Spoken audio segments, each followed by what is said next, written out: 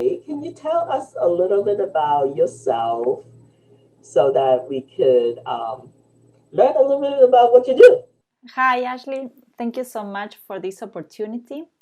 I'm an art curator, photographer, and fashion designer. I also host online art classes for corporate teams and individuals. And in my classes, I like to share my passions and also inspire people to connect with their inner artist. I haven't really pursued being an artist like that, but I have been interested in art since I was a child. I first started studying fashion design, that took me to photography, that took me to contemporary art. And for me, experimenting and learning about art made me to want to start creating my own art. And becoming an artist was kind of a natural process. Um, I think that you become an artist when you have something to say and you want that to share with others. I feel it's important to find a medium that you feel comfortable with.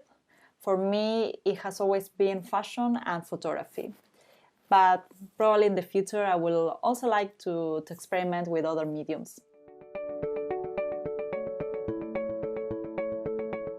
One artist to um, during this maturation process, from now that you are actually a curator and artist, what advice would you have for this young women and or just artists, young artists in general? How much does education play in it? Innate talent versus later in terms of study?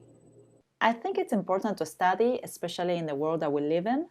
But I also know that this depends on each person. So, what worked for me probably won't work for you.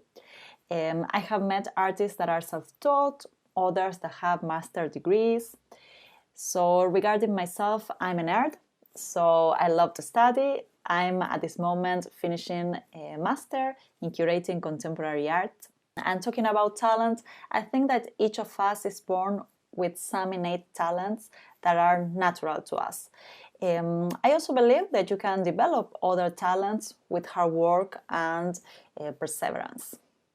So for me, it's really a mixture. You have to find your talents, those things that you're good at naturally, but you also need to work hard to develop them and to make them even better. For me, the way you're going to achieve that is through education, whether given by yourself or by an institution.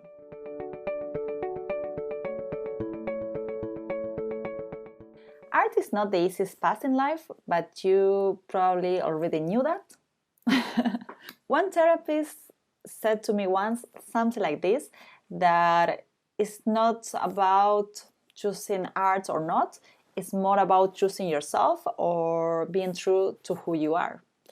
So you have to pursue your dreams if this is what you want to do, because there is only one life that you're going to live and you never know how long you're going to live. So you will have to study, you will have to find your tribe or community, you will have to also learn from others, other artists, other creatives. And I also suggest you to work on your self-development, because it's important to believe in yourself, in your art, and really the courage to overcome your fears, the obstacles in life. It's only going to come from within. So go for it. Don't be afraid to talk to people. Don't be afraid to knock as many doors as you have to. Don't take rejection too seriously. After each no, for sure it's going to come a yes. So always keep trying. And in the end, it doesn't matter so much how much money do we have in the bank. It's more about what we did that brought us happiness. And happiness lives in the things that we like to do, in the things that we are passionate about. And I believe that if we share our passions, we are also sharing love. I'm going to show you a bit of my last exhibition, Ways of Seeing, my art collection. This is a contemporary photography exhibition. It's also an installation that questions the ideas of the value of art, the art institution, authorships, and the diverse roles of the artist. On one hand, this project consists of a collection of abstract photographs that I took over 4 years of artworks by renowned artists that are placed in museums all around the world.